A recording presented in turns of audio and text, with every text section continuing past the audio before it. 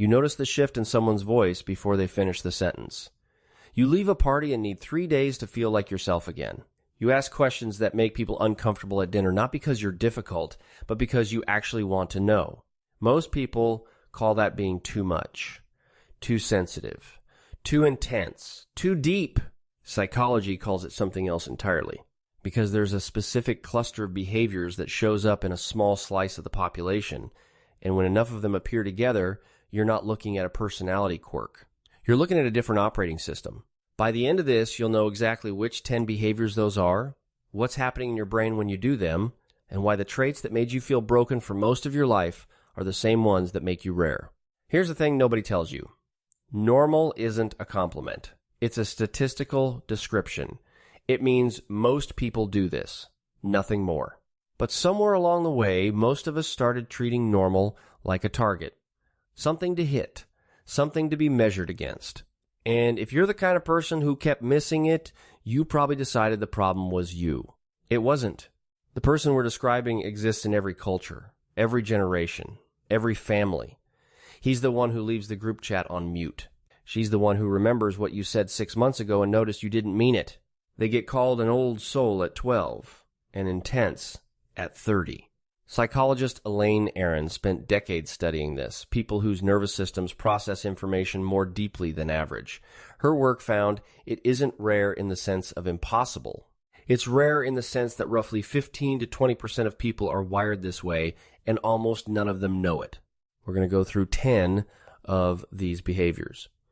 They start simple, they get heavier, and by number 10, you'll understand something about yourself you've probably never had words for. Let's start with the one that shows up first, usually in childhood. Number 1. You see the things other people walk right past. The shift in the light, the half-second delay before someone answers, the chair that got moved, the word somebody chose instead of the one they meant. Elaine Aron calls this depth of processing, and it's the core trait of the highly sensitive nervous system. It isn't fragility. It's running incoming information through more layers before deciding what it means. Brain imaging on high-sensitivity individuals shows heightened activity in the regions tied to awareness and integrating experience, the parts that connect what you're seeing to everything you've already seen, which is why you don't just notice the detail, you notice what it implies. And if you spent your life being told you're reading into things, you probably weren't. You were reading at a resolution most people don't have access to. But noticing everything comes with a bill. Number 2 is how you pay it. After a few hours around people, you need to be alone. Not want, need. Not because you didn't enjoy it. You might have loved it, but something in you runs down, and no amount of willpower puts it back. Psychologist Eysenck identified the mechanism decades ago. Introverted nervous systems run at a higher baseline of cortical arousal, meaning your brain is already closer to full before the room adds anything to it. Social contact pushes you past the line faster. What extroverts experience as stimulation, you experience as accumulation. So the silence isn't avoidance, it isn't sulking, and it isn't a verdict on the people you just left. It's your system draining the tank so it can run again tomorrow. Now, here's where it starts getting interesting. Number 3, you can't leave a question alone. Everyone else accepts the answer and moves on. You're still turning it over in the shower 3 days later. Psychologists John Cacioppo and Richard Petty gave this a name: need for cognition. It's the measurable difference in how much a person actually enjoys effortful thinking. High scores don't merely tolerate complexity. They go looking for it. They feel better after wrestling with something hard, the way other people feel better after exercise. That's not a preference. It shows up in how you spend your time, what you read, and how much a shallow conversation costs you, which is why small talk feels like holding your breath. You're not being a snob.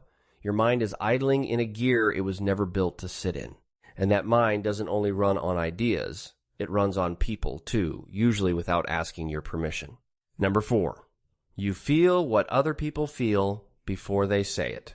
You walk into a room and know something's wrong before anybody speaks. You pick up the tension in a marriage from across a table. You feel a mood change through a text message. Researcher Elaine Hatfield built an entire body of work on this emotional contagion, the automatic tendency to absorb the emotional states of the people around you. It happens below conscious thought, through micro-expressions, posture, and vocal tone that your brain reads and mirrors in milliseconds. Everyone does it a little. Some people do it constantly, with almost no filter. Here's the part that matters. Your nervous system doesn't always label whose feeling it is. So you leave a room carrying a mood you didn't arrive with and spend the evening working out what's wrong with you when the honest answer is that nothing was. Which leads straight into the fifth one, and this is where most people misread you completely. Number 5. You will choose an empty apartment over the wrong company. Every time. Most people can't do that. For them, some connection beats no connection, so they stay in rooms that drain them because the alternative feels worse. John Cacioppo, who spent his career studying loneliness, found something that surprised almost everyone. Loneliness isn't about how many people are around you. It's the gap between the connection you have and the connection you need, which means you can be surrounded and starving, or alone and completely full. You work that out early, probably the hard way. So when you turn down the invitation, you're not withdrawing from life. You're refusing to trade the real thing for a convincing copy of it. If you're the kind of person who's still here, who wants the actual machinery underneath your own behavior, not just to be told you're special, that tells me something about you. It would mean a lot if you hit subscribe. We put out videos like this every week. Real psychology explained in a way that finally makes sense. Now, number 6.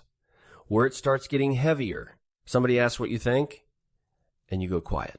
Not because you don't know.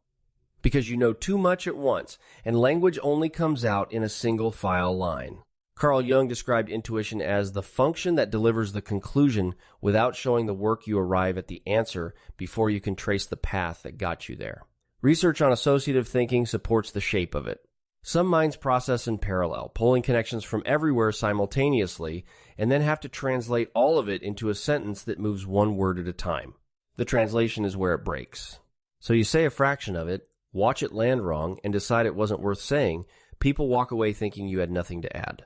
What actually happened is you had too much and no runway to land it on. And that gap between what's happening inside you and what anyone can see is exactly how the next one goes wrong. Number 7. People read your calm as coldness. You stay steady when things fall apart. And they hold it against you. They see the level voice, the still face, the fact that you didn't come undone, and they decide you didn't care. Psychologist Ross Buck spent years documenting a real, measurable split in how people handle emotion. Externalizers show a lot on the outside and register less internally. Internalizers show almost nothing on the outside, while their physiological response, heart rate, skin conductance, stress markers spikes higher than anyone else in the room. Sit with that. The person showing the least is often feeling the most. So when someone calls you cold, they aren't lying about what they saw. They're describing the outside of a system whose entire response happens somewhere they'll never get to look. Here's the part that doesn't get talked about nearly enough, and it matters more than any of the rest. Number 8. There's a specific kind of tired you carry, and sleep doesn't touch it.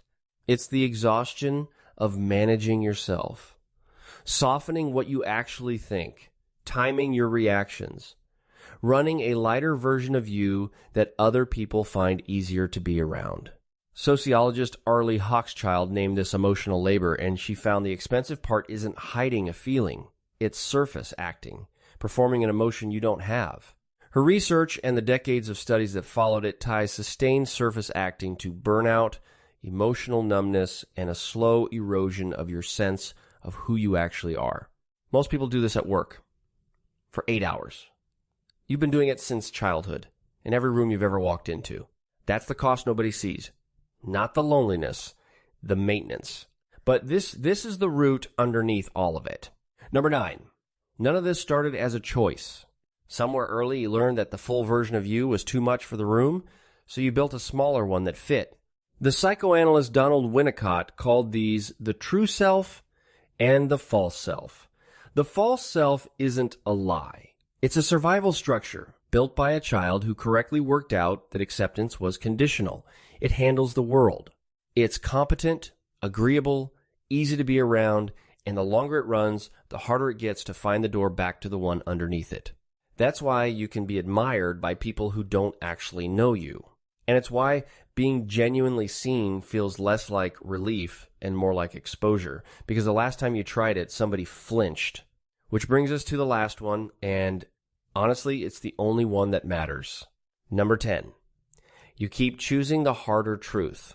Given a comfortable illusion or an uncomfortable fact, you take the fact, even when it costs you, even when nobody thanks you for it. Carl Jung called this individuation the lifelong work of integrating the parts of yourself you were taught to hide, instead of trading them away for approval. He argued it's the closest thing to a real purpose a person gets. He was also clear that almost nobody finishes it, because the price is being misunderstood by the very people whose approval you'd rather have. You've been paying that price your whole life, usually without knowing what you were buying. That's the thing about the other 9. On their own, each one just makes you difficult. Together and aimed on purpose, they make you the person everyone comes to when the easy answers stop working. So, the shift in the voice you catch before the sentence ends, the 3 days you need after a party, the question you're still turning over in the shower, you know what you're actually looking at now. You're looking at a nervous system that processes deeper, absorbs more, and recovers slower, running inside a world calibrated for people who do none of those things. Of course it's been uncomfortable. It was never built to be comfortable. It was built to be accurate. You're not broken. You're not better than anyone. You're built at a different resolution, and you've spent years apologizing for the picture being too clear. Normal was never the goal. It was only ever the average. And you were never going to be it. If this landed, I put together a video on why highly intelligent people so often end up isolated. The mechanism underneath it is closer to this one than you'd expect. It's right here when you're ready.